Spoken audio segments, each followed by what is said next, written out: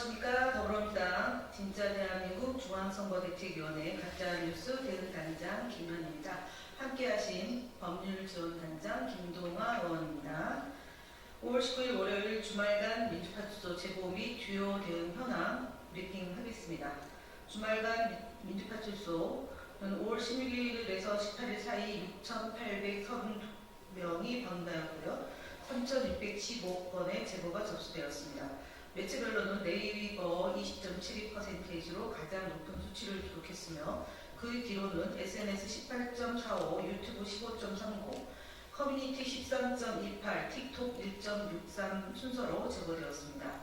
주말간 있었던 주요 제보 내용을 말씀드리겠습니다. 이재명 후보에 대한 신변 위협글이 끊임없이 유포되고 있습니다. 페이스북에서 한 이용자가 이재명 후보 암살을 주제로 드론 암살 고민하라, 사대폭탄 투척 고민하라 등 살해 주장을 하는 내용이 연속적으로 게시한 사실이 확인되었습니다. 또한 특정 유튜브 영상의 댓글에 이재명 처리해주세요. 솔직히 벤츠 C클 뽑을 돈까지 힘드립니다. 라는 살인청구성 위협 발언이 게시되었으며 다른 이용자는 실시간 채팅에서 이재명이 죽으면 다 끝남 등 유사한 위협성 발언이 10회 이상 반복적으로 게시한 사례도 확인되었습니다. 아울러 네이버 뉴스 기사 댓글에는 대한민국 걱정한다면 이재명 씨 제발 죽어주세요. 암살 당해서 죽었으면 좋겠어요 등 이재명 후보에 대한 신변 위협성 발언이 지속적으로 나타나고 있습니다. 현재까지 확인된 해당 신변 위협 게시물에 대해서는 모두 채점을 완료하였음을 알려드립니다. 가짜뉴스 대응단 주요 대응입니다. 내란 선동 극우 세력의 허위 조작 정보를 동원한 김문수 후보 슬쩍 숨긴다고 책임이 없어지는 게 아닙니다. 진짜 대한민국 3대의 가짜뉴스 대응단은 김문수 후보가 게시했던 내란 선동 극우 세력의 허위 조작 정보 게시자를 고발합니다. 18일 김문수 후보가 이재명 후보의 커피 원가 120원 발언을 비판하기 위해 첨부한 SNS 글이 내란 선동 부정선거론 집회에 지속적으로 참여해온 윤어게인 구성원의 조작된 제작 그림을 밝혀졌습니다. 김 후보가 공유한 SNS의 계정을 살펴보면 윤어게인 집회 참석 영상과 극우 성향 게시물이 다수 포함되어 있으며 내란 속의 윤석열의 불법 계엄의 명분인 부정선거와 관련된 게시글이 상당수 확인됩니다. 더 큰 문제는 김 후보가 공유한 SNS 글이 조작되었다는 점입니다. 해당 계정은 15일엔 동탄 거주, 16일에는 파주 산업단지 근무, 김 후보가 게시한 글에는 평택 카페 운영자로 각각 소개되어 있습니다. 글마다 자녀 이름, 직업, 지역이 모두 달라 1인 다역 활동, 즉 조작 계정이 명백합니다. 조작 후 비판이 쏟아지자 계정을 비공개로 전환했습니다. SNS 글 내용 자체도 문제입니다. 이재명 후보는 지난 16일 분산 유세에서 경기도지사 시절 계곡 불법 영업 상인들을 설득해 합법적인 상권으로 전환시킨 정책 성과를 설명하던 중 커피 한 잔 팔면 8,000원에서 만원 받을 수 있는데 원가가 내가 알아보니까 120원이더라고 한 반언을 두고 SNS 글에는 커피 원가 120원이요 8,000원이 남는다고요? 라고 했습니다. 계곡의 특수한 영업 상황에서 8,000원을 받을 수 있다는 것을 두고 8,000원 남는다는 해석한 것은 명백히 허위 사실을 공표한 것입니다. 허위 조작 정보를 게시한 자에 대해 공직선거법상 허위 사실 공표죄와 정보통신망법상 명예훼손죄를 엄히 묻겠습니다. 허위 조작 정보가 명백한 게시글을 공유했던 김문수 후보도 책임에서 결코 자유스러울 수 없습니다. 윤어게인 내란 선동, 부정선거론 주장 극우 세력 게시자와 공모했다고 의심하기에 충분한 만큼 입장을 밝히고 국민 앞에 사과할 것을 촉구합니다. 대통령 선거TV 토론에서 김문수, 이준석 후보가 주장한 허위사실을 진실로 포장하고 유포하는 행위에 대해서 강력 대응하겠습니다. 어제 21일 대통령 선거 후보자 첫 TV토론회 경제 분야에서는 예상대로 이재명 후보에 대한 김문수, 이준석 후보의 거짓 주장이 내내 지속되었습니다. 김문수 후보가 이재명 후보가 반도체법을 반대했다. 이준석 후보가 폭력이 데이터 센터의 안정적 발전원이 아니다라는 주장이 대표적입니다. 이미 해당 거짓 주장에 대해서는 더불어민주당이 팩트체크 내용을 언론에 공지하였습니다. 하지만 벌써부터 언론, 방송, 유튜브 채널에서는 김문수, 이준석 후보의 허위 주장을 악의적으로 진실이냐 유포하는 보도와 영상이 이어지고 있습니다. 가짜뉴스 대응단은 해당 허위사실 유포 보도에 대해 법적 조치를 포함하여 강력하게 것을 밝힙니다. 뉴데일리, 더퍼블릭, 불균형 왜곡 보도 등에 대한 언론 대응 보고입니다. 인터넷 선거 보도 심의 규정에 따르면 선거에 관한 대담한 토론을 중계 또는 보도함에 있어 각 참여자가 논의가 균형을 이루지 못한 보도는 명백한 규정 위반입니다. 어제 진행된 첫 토론회 선거 토론회와 관련하여 뉴데일리는 이를 속보 형식으로 보도하면서 김문수 후보의 발언은 32차례 인용 보도한 반면 이재명 후보와 이준석 후보의 발언은 각각 14차례만 보도하여 현저히 불균형을 보였습니다. 더퍼블릭 역시 김문수, 이준석 후보의 발언만을 속보로 전하고 이재명,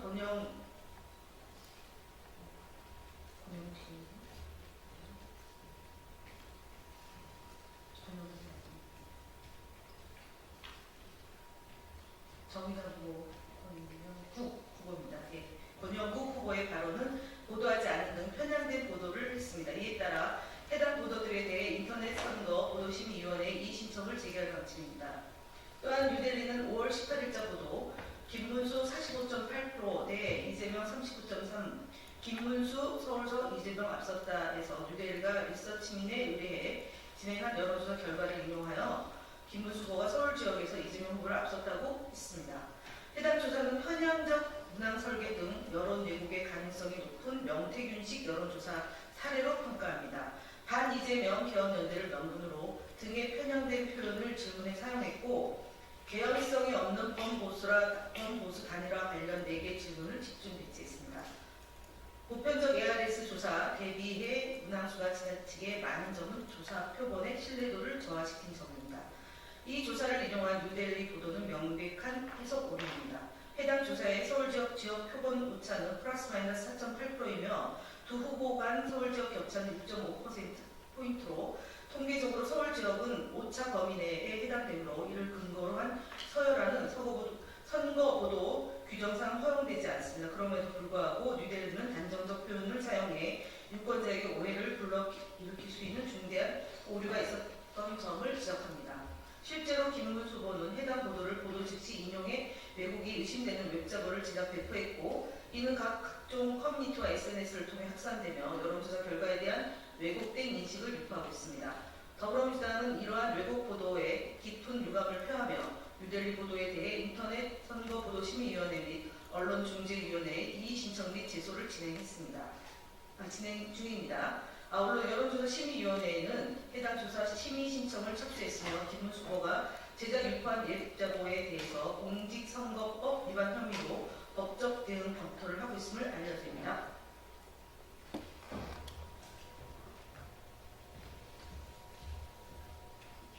네, 이어서 주말간 언론 대응 현황 보고드리겠습니다. 언론사가 운영하는 유튜브 채널 역시 인터넷 선거보도심의위원회 이의 신청 대상입니다. 비록 유튜브가 상대적으로 표현의 자유가 보장된 플랫폼이라고 하더라도 언론이라는 이름이 주는 무게감과 사회적 영향력을 고려할 때 그 책임은 결코 가볍지 않을 것입니다. 그러나 일부 언론은 이러한 책임보다는 표현의 자유 뒤에 숨어 공정 보도를 외면하고 있습니다. 특히 이재명 후보에 대해 정제되지 않은 표현과 막말성 발언으로 이재명 후보를 노골적으로 폄훼하는 영상들이 확인되었습니다. 이에 따라 뉴델리 유튜브 채널 영상 2건, 펜앤마이크 유튜브 채널의 영상 2건, 매일신문 유튜브 채널의 영상 1건에 대해 인터넷 선거보도심의위원회에 이의 신청했음을 밝힙니다. 다음 허위사실 유포 및 비방 네이버 댓글에 대한 적극적인 신고 및 처리를 요청드립니다. 가짜뉴스 대응단은 현재 포털사이트 네이버가 제공하는 뉴스페이지 기사의 댓글을 지속해서 모니터링하고 있습니다. 모니터링 결과 300여 건의 허위사실 유포 및 욕설 등 비방 댓글을 공직선거법 위반으로 신고하였으며 그중 선관위에서 답변 처리된 건은 50여 건입니다. 하지만 이 중 6건만 삭제 조치되었고 선관위는 미삭제 사유로 게시자의 의견 표현임을 강조하였습니다. 또한 댓글 내용이 유사함에도 지역별 선관위에 따라 처리 결과가 달랐습니다. 선관위의 소극적 및 비일관성에 유감을 표합니다. 이에 가짜뉴스 대응단은 공직선거법 위반 댓글에 대한 중앙선관위의 방침을 확인하는 한편 적극적인 조치를 요청할 예정입니다. 선관위의 판단에 따라 삭제된 댓글은 고발 조치할 계획이며 이미 주요한 댓글러들의 경우 법적 대응 준비를 마쳤습니다. 가짜뉴스 대응단 뉴스 댓글을 통한 허위사실 유포 및 비방으로 대통령 선거에 영향을 미치려 하는 행위에 대해 강력히 조치할 예정입니다. 다음 정관용 TV, 상창경 TV 등 유튜브 대응 현황 보고드리겠습니다. 정관용 TV, 상창경 TV, 페르마이큐 TV 채널은 현재 판결이 확정되지 않은 상황에서 이재명 후보의 혐의 결과를 단정하는 프레임을 지속적으로 사용하며 방송하고 있습니다. 또한 검찰의 강화 수사로 사망한 피해자 등의 사건에 대해 근거 없는 의혹 제기를 반복하며 허위 사실을 유포하고 있습니다. 이는 공직선거법 및 정보통신망법의 위반에 해당합니다. 이에 해당 언론사들에 대해 중앙선거관리위원회에 신고하고 구글 측에도 정식으로 신고 조치를 완료했음을 밝힙니다. 다음 국민의힘 거짓말 시리즈입니다. 국민의힘 대선 후보 김문수 거짓말 시리즈 9번째입니다.